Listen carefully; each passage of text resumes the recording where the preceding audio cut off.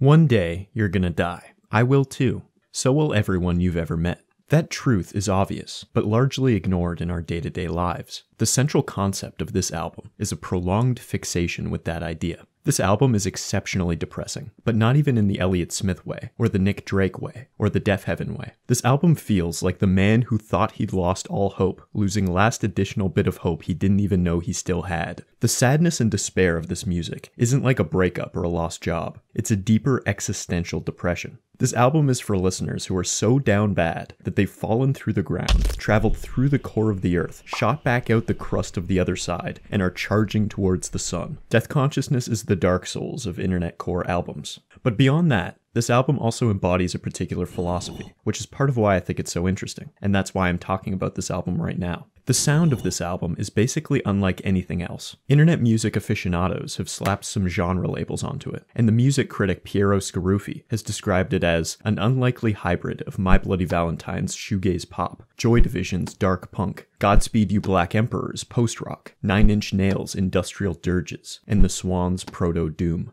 Despite all the influences you can point to, I think it's safe to say that this music transcends any standard form of categorization. It incorporates drawn-out, pensive sections of dark ambience, hard-hitting, distorted riffs, and even twee-sounding acoustic passages, but it all comes together into something that feels perfectly coherent. How did this album come to be? The band, Have a Nice Life, was formed by Dan Barrett and Tim McCouga in 2000, but this album wouldn't be released until 2008. Despite their enigmatic and mysterious music, Dan and Tim are pretty ordinary guys. Dan Barrett is a kind of real estate developer, and Tim is an English teacher. This album was created extremely cheaply, with a budget of only $1,000. Jonathan Tweet, the guy that runs the label that reissued the album, said, "This is a record that was created with tools that are available to anyone, pretty easily, very cheaply. A lot of the sounds are probably presets, and didn't need a lot of tweaking. It's kind of like a record made by an everyman, even though it's a work of near genius." During the production process, Dan and Tim actually lost the master wave files of all the songs in a hard drive crash, so the final masters are actually 128 kilobyte per second MP3 files. These files are really lossy and low quality, and contain a lot of artifacts and blown out low ends. This might sound like a tragedy, but in the end, it actually ended up contributing to this album's amateurish themes. And as I'll get to later, it enhances the themes of the album. This detail will be important later, and is relevant to a theory I have about this album as a whole.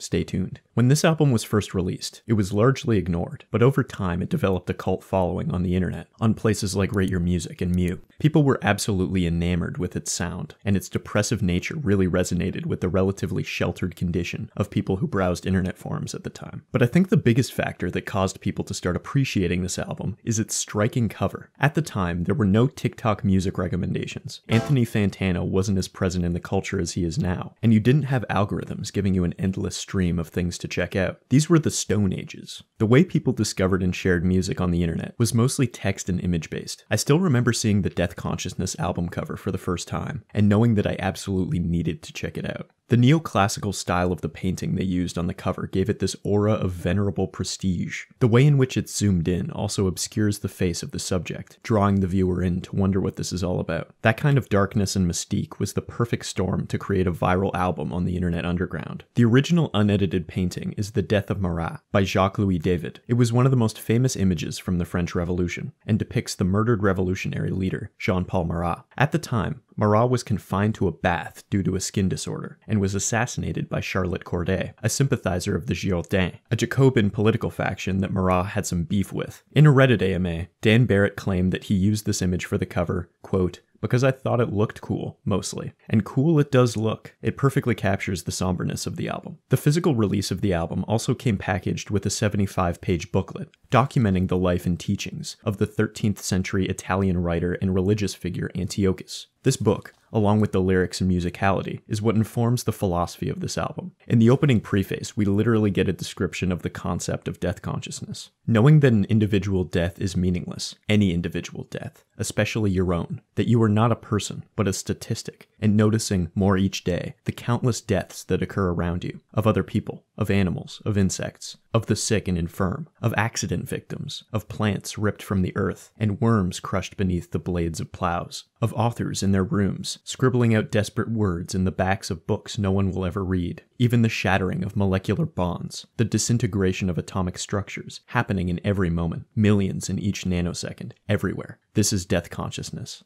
and it begs the question, what is the point? This concept of death consciousness, along with a lot of the other philosophy in here, is very reminiscent of Ray Brassier's work, particularly Nihil Unbound, Naturalism and Anti-Phenomenological Realism. Fun fact, this guy's work was one of the inspirations for the TV series True Detective.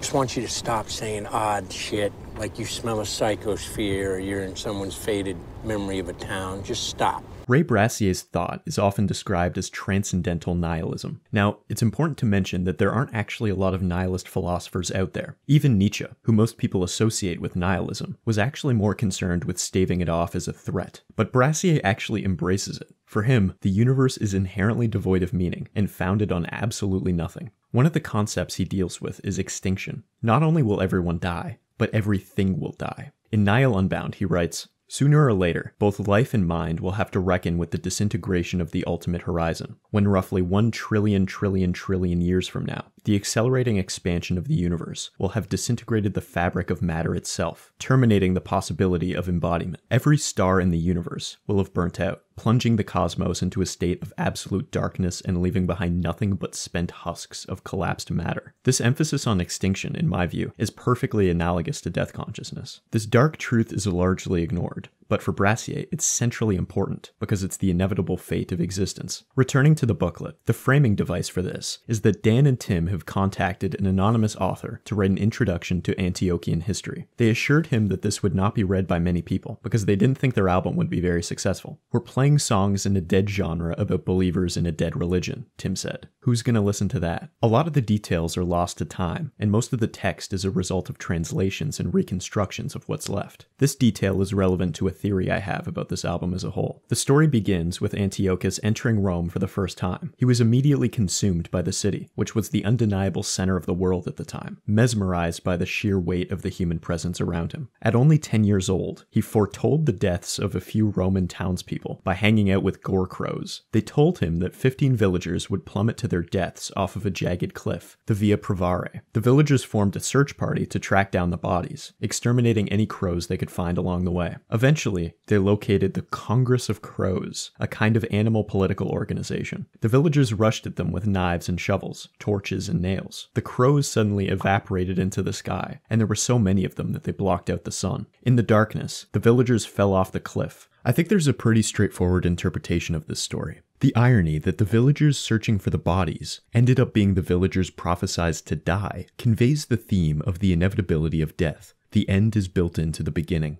A bit later, Antiochus was involved with a highborn woman, the wife of a Roman senator, which was apparently a pretty bad move, and so he was exiled from Rome. 27 years later, Antiochus returned, but he was a completely different guy with a completely different philosophy. He was confident and charismatic, with the energy that he had discovered some deep, penetrating truth. Apparently, many scholars postulate that he must have been affected by some traumatic event, especially considering the dark tone of his later teachings. He never mentioned it himself, but the closest remark we have is a reply he made to a Roman poet. "The only tragedy," he said, "is life, and that is more than enough." Pretty edgy stuff. Almost immediately, Antiochus started spreading his teachings. He stood at street corners, not really preaching, but stopping people in the crowd and pulling them aside to speak to them individually. His success rate was extremely high, and by the end of his first night back in Rome, he had almost 15 devoted followers. For the next several weeks, he continued recruiting, and eventually the visibly growing crowds caught the attention of Roman authorities. The book then describes a passage where a young boy, with long scars and tattered clothes, approached the Antiochians and started asking questions. He said that all the questions Antiochus was answering were just dancing around the problem, and that nobody actually wanted to find the truth.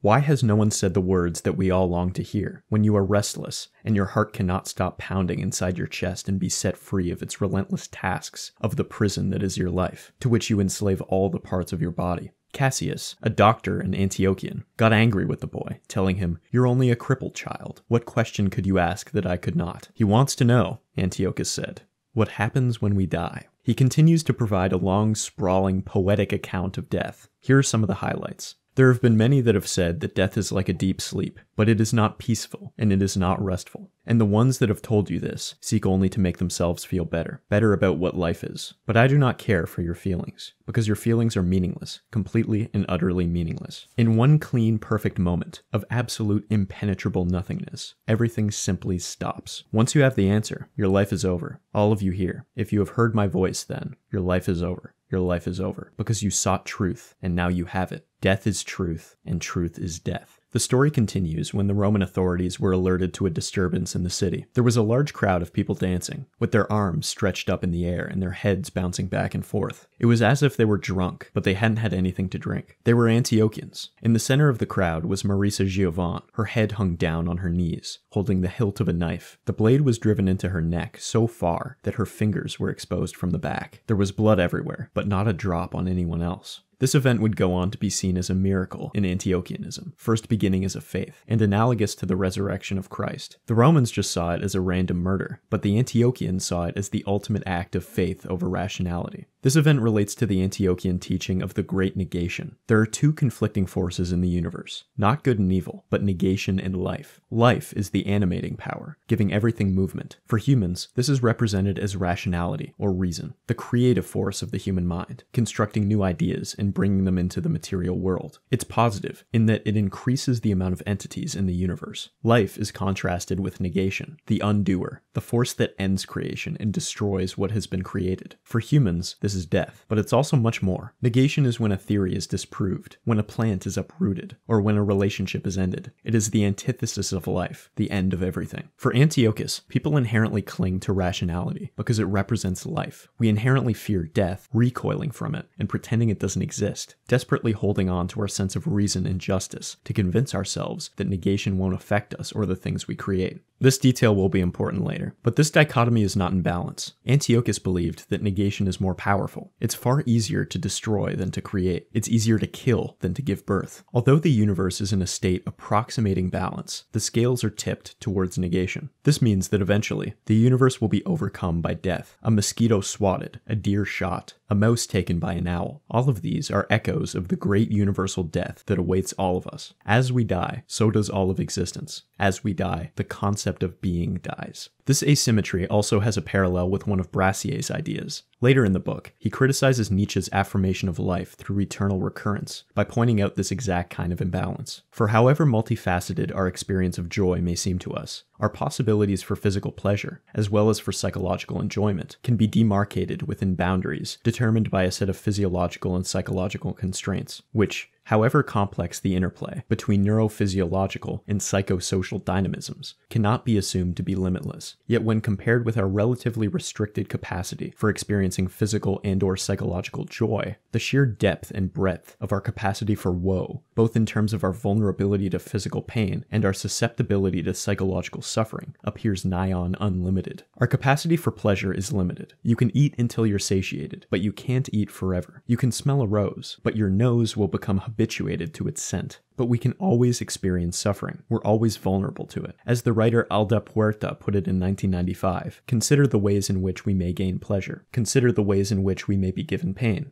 The one is to the other as the moon is to the sun. Let's go back to the book, and why Giovan committed suicide. How did Antiochus convince her to carry out this act of self-destruction? He asked her if she has a child, which she does. He asked her if she loves her child, which she does. He then asked her if she knows that her child will die. She does. He then asks if she really knows this. He goes on to argue that because of her child's mortality, she must understand that her child is already dead, already in the ground.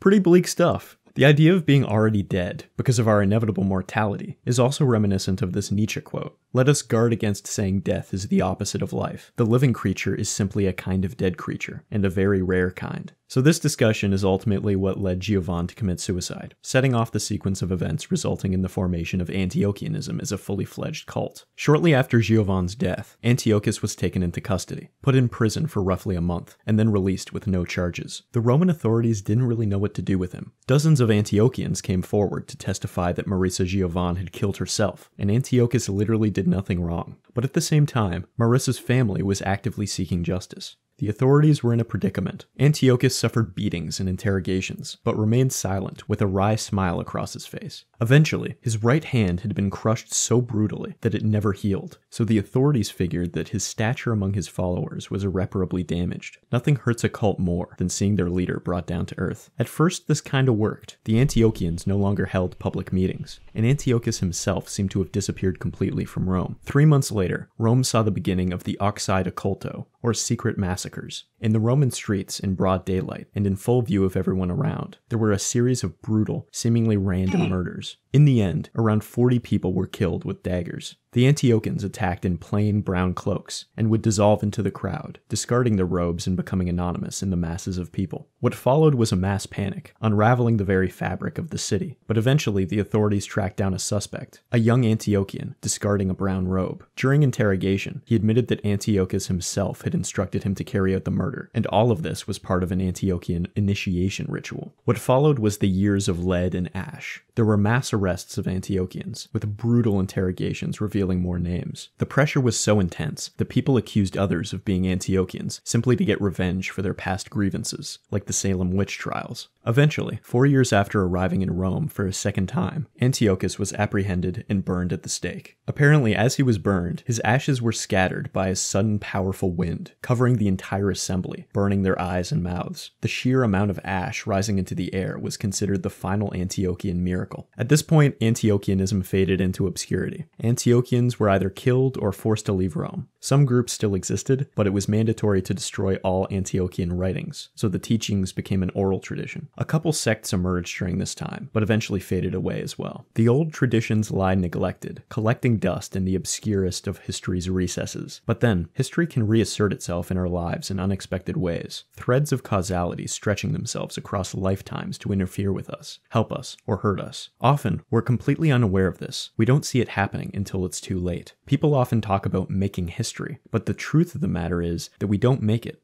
It makes us. Once again, this line reinforces the philosophical concept of determinism. The book then jumps forward in time to a man called William Shelley in the 19th century to explore how we even know about Antiochianism in the first place. Over the course of 10 years, Shelley made an expedition to the Armenian mountains to explore the religion, collecting an enormous pile of notes that would go on to be published as the Books of Terror and Longing. The publishing process was grueling. Everyone thought it was too obscure, too dark, and too depressing. He considered this a symptom of the modern malaise that had taken over the Western world. The feeling of awe, of religiosity had been lost. There are no more gods, no more prophets, only insects and teeth, bones and atoms, and chemicals and minerals. No magic at all, no wonder, and no souls to be found in any of our bodies. Eventually, he managed to track down a guy called Dennis Carlisle, an eccentric publisher interested in religion, mysticism, magic, and the occult. Carlisle was so fascinated with these writings that he actually became a proponent of Antiochianism himself, forming the Ordo Nocturno Antiochi, the Dark Antiochian Order, in 1896, which attempted to revive the faith in modern London. They were committed to polluting the zeitgeist, introducing Antiochian truths to the populace through subconscious hidden channels, putting phrases and quotes in newspapers and academic journals. They wanted to create an aura of death in the culture.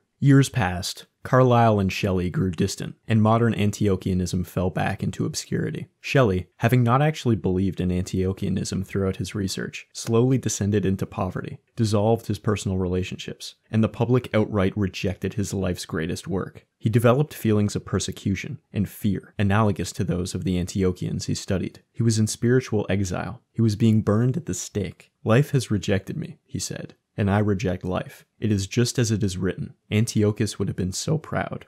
This is where our story ends. The rest of the booklet includes lyrics for each song on the album. Why did Dan and Tim include this story with the album? What kind of specific storytelling techniques help this piece achieve what the album is going for? One element I'll touch on later is the anthropological framing. This fictional story is made to sound like it actually took place. Details are missing, and some sections are left up to interpretation. I think it's also notable that Antiochianism isn't a philosophy. It's a kind of cult. Part of what I think this story is doing is exploring what it would be like if people were religiously dogmatic about the tenets of nihilism or pessimism. Nihilism at its core is the inverse of religion. It completely dispenses with morality, meaning, and values. But here we have a nihilist cult that equates truth with death, insisting that it's taken seriously, while also being completely ridiculous. I guess that's a good excuse to finally start talking about the actual music. I promise, this is all going to come together at some point. Stay with me.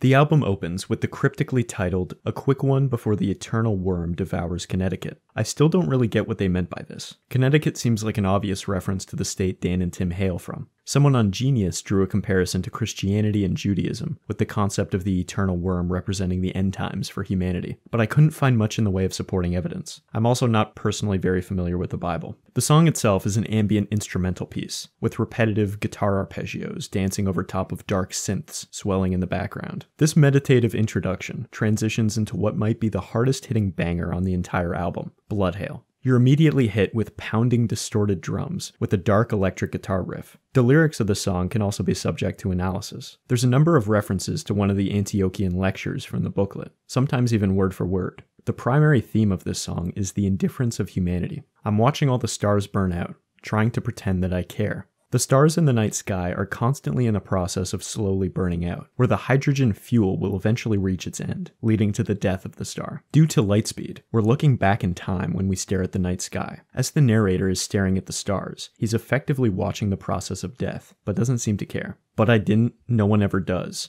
And I would, no one ever will. The narrator seems to want to care about the death and destruction he's witnessing, but just can't bring himself to do it.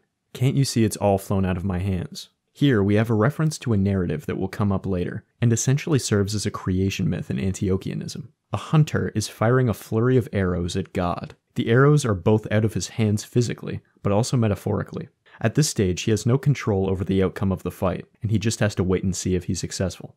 Faces sweaty, arms and legs, what a glorious set of stairs we make. In the creation myth described in the booklet, the hunter is depicted reaching the heavens by climbing a staircase of bodies. Humans hook their arms and legs together to help the hunter kill God. This has a few connotations. First, this demonstrates how the religious establishment and God as a concept depends on the billions of people that believe in it. And secondly, it also reduces human existence to stepping stones. Every experience, moment of happiness or suffering, relationship, institution, is reduced to a tool for the hunter. And then we have the very memeable chant of arrowheads. Once the hunter reaches the top of the human staircase, he fires his arrows at God. According to the booklet, the hunter is successful, and God is depicted dead on Earth, being eaten by thousands of animals. As arrowheads is chanted, we also hear another vocal line saying, "Thank God that's over," a play on words thanking God for being killed. Next we have the big gloom, which really leans into the shoegaze influence with a wall of sound guitar enveloping the track and drowning out the vocals. In a Reddit AMA, Dan Barrett actually discussed the themes of this particular track, so we can get some analysis straight from the horse's mouth. So, Big Gloom, it's about being depressed. Someone's in an ice bath, Jacob's Ladder callback, considering suicide. But it's self-centered. Nearly everything's about how other people will react, or perceive them. The "please release me" lines are trying to overcome the body and its emotions. But you can also think of it as being released from that need for that validation. A lot of that interpretation is post hoc. I tend to write what comes naturally, out of bits of text I collect or come up with. Quick aside, I watched Jacob's Ladder for this video in case there were any connections I could make. But unfortunately there wasn't too much, outside of the scene where Jacob is shoved into an ice bath, and general themes of death and mental illness. I would highly recommend the movie though, it's really good. The "please release me" lines also tie into Antiochus's answer to the boy's question of what happens when we die, saying that life is just a pile of limbs, faces and legs and fingers, and you may cry out, "Please, please, please release me. Please let me breathe. Please let me stand," but there will never be any reply. For the next track we have Hunter, which continues the myth described in Blood Hail with the hunter ascending the human staircase to kill God. But this time it's from God's perspective. "Arrows in my back and sides, down among the leaves and stones." God is laying on the ground, back on Earth, after being struck down by the hunter's arrows. He's defeated, and forced down to the mortal realm of leaves and stones. "I no longer cling to my life. Yes, I'm finally giving in." Ironically, God, the creator of life, is giving in to death. Remember the Antiochian idea of the great negation. All life will be overtaken by death eventually, since negation is more powerful than life. "Oh, and you watch as the animals lay themselves down at your feet. 1,000 barred teeth, 1,000 bowed heads. Yes, they're begging you for death." Now that God is dead, humanity immediately starts to worship the hunter in his place, since he was the first man to reject God. The next track, Telephony, is a departure from Antiochianism. The lyrics depict someone building a telephone time machine to talk to a deceased loved one. The machine that snaps all of time in half. I can break its back, I can break its back.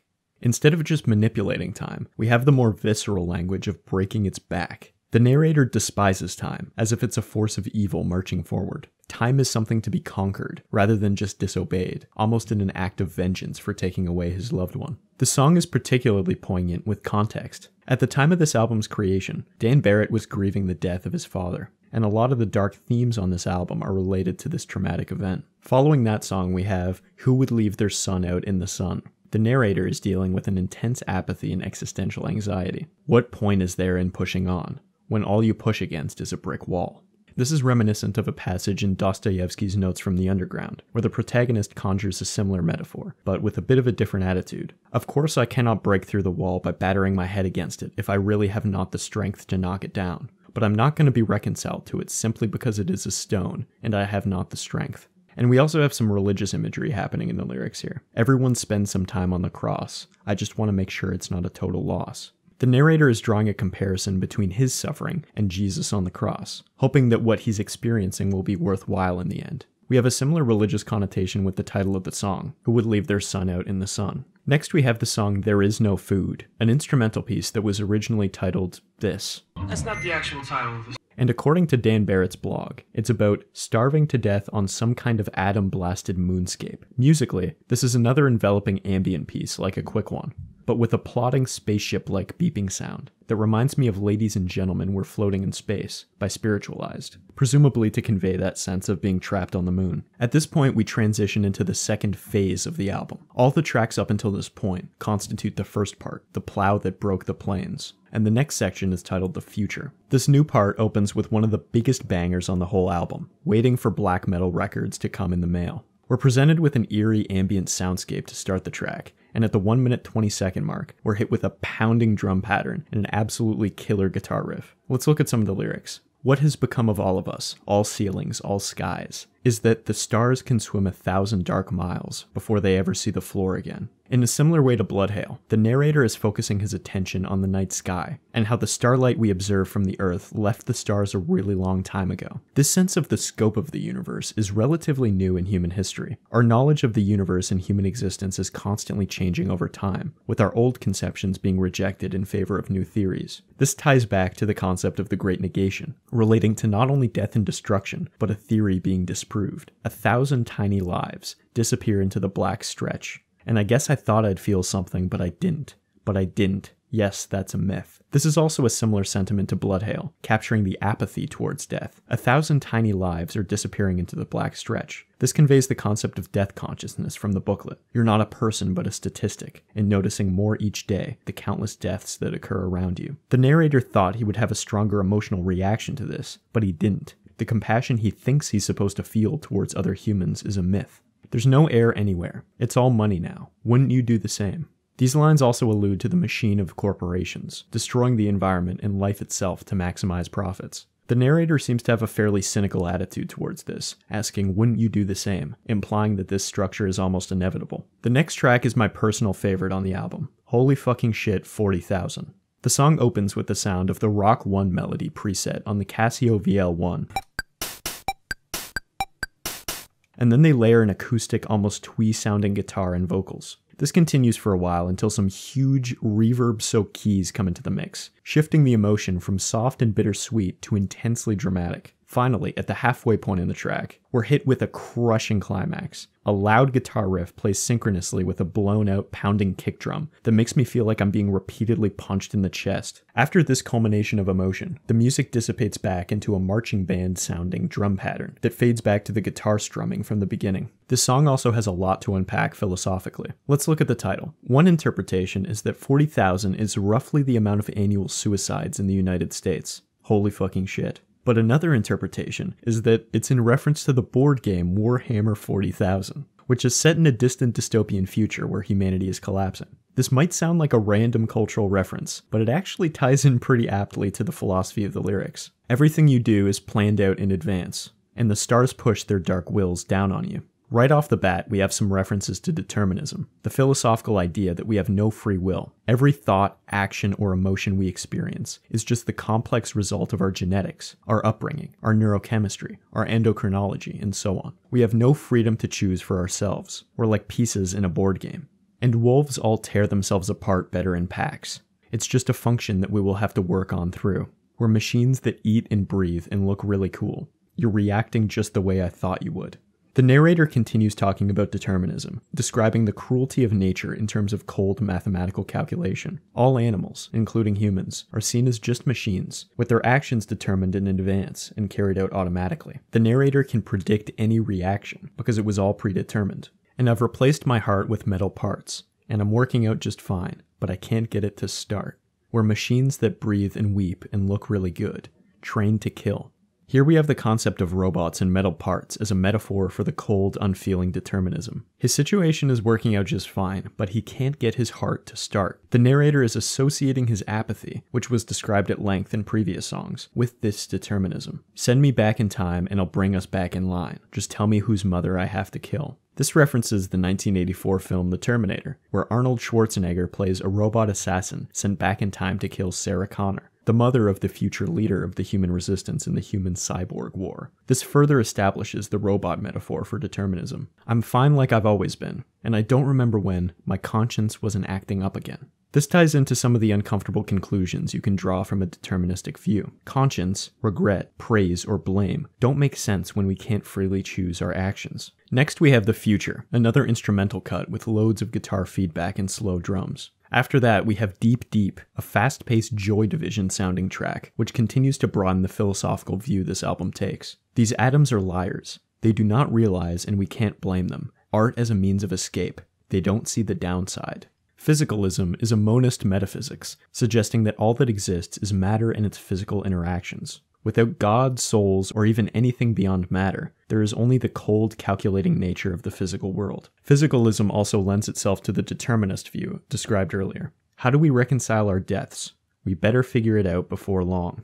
Here we have what might be the most direct reference to the concept of death consciousness. How are we supposed to deal with the fact that we will all eventually die? Next we have I Don't Love, potentially the most depressing song on the album. It opens with no instrumentation, just a distorted, reverby vocal line. I don't want to live like this, Lord. I don't want to live at all. I don't want to make this face anymore. But if I don't, that's all. Immediately we have a direct reference to suicide. The narrator is experiencing such an intense level of existential agony that he feels like he can't bring himself to continue living. But he also realizes that if he dies, there would be nothing left at all. This reveals a fundamental contradiction in death. We free ourselves from suffering, but we also lose our access to everything. No positive experiences, or even experience at all. After this verse, we get an all-encompassing, crushing wall of sound that continues for the rest of the track. The vocals continue, muddled by the distorted instruments. I don't want to feel this anymore, but if I don't, that's fake. I don't want to do this anymore, but there's nothing else to take. The feelings of emptiness and anhedonia have penetrated our narrator to the extent that lacking these feelings would just be fake. This is reminiscent of the Nirvana song Dumb, with the lyrics, I'm having fun, I think I'm dumb, or maybe just happy. The narrator's disconnection from happiness means that if he ever felt it, he wouldn't trust it. He deeply understands the truth of death consciousness and realizes that any other perspective must be bogus. I don't love, I don't feel anything. I don't feel anything where this love should be. The narrator's anhedonia has also compromised his capacity for love. The love is missing from where it should be, so in this sense the narrator understands that he could or should be feeling love, but cannot, contributing to his suicidal ideation. And then finally we have the track Earth Mover, the last on the album. The lyrics tell a sci-fi fantasy story about golems in the process of destroying the Earth, hence Earth Mover. Over time, the golems realize they have no purpose or reason for existing. They're just wandering, immortal, massive machines who can only destroy, but never create or be destroyed themselves. They knock the mountains down, the Earth's grating sounds. They soothe the great machines that yearn desperately, just to lay them down with her gaping mouth. An army of the golems is stalking now the heart's lands, eating all reality, producing only dust and sand. Nothing hurts them, nothing gets under their stone skin. And when their earthen mouths will open up, and just what words will come out, but we wish we were dead. The golems are deeply unhappy with their circumstances. They can only destroy. They cannot die, and they cannot even speak. But if they could speak, the only thing they would say is, "We wish we were dead." The song then culminates into a colossal conclusion, with an ear-piercing distorted note. According to an interview with the band, this was a result of Makuga getting too emotional and storming out of the room. Quote, "Quite literally, I threw the bass guitar down and stalked out of the room." The intense climax of this album captures that personal raw emotion he was experiencing in that moment. So what does this all mean? What have Dan and Tim conveyed with this album, with its esoteric lyricism and bizarre philosophical anthropological booklet? One interpretation I want to suggest is how all of this comes together to conceal the concept of death consciousness. Let's start with how the music was made. As I mentioned earlier, this album was produced very cheaply, costing only $1,000. The end of the booklet reads, "All of the songs were recorded with the following: a computer, Logic, a Digitech GNX4 for USB interface, a MIDI controller, an old toy piano that Tim found, a shitty keyboard from the 80s, a guitar, a bass, for a total cost of about $1,000, including the printing of the CDs and book." This humble equipment, along with the serendipitous loss of the master wave files in the hard drive crash, resulted in a downgrade of the sound quality, and an element of decay and loss. In a review of the album Miniatures by Asher, the writer Mark Fisher discusses the value of auditory artifacts like crackle. Let's consider the audio facts such as they are. Even here there is veiling. All the tracks are covered in a fog of crackle. The haze of the crackle and the quietness of the playing means that you have to lean in to hear the music. For Mark, part of what we lost with the transition from analog to digital is loss itself. Things can be infinitely replicated without the slow disintegration of quality.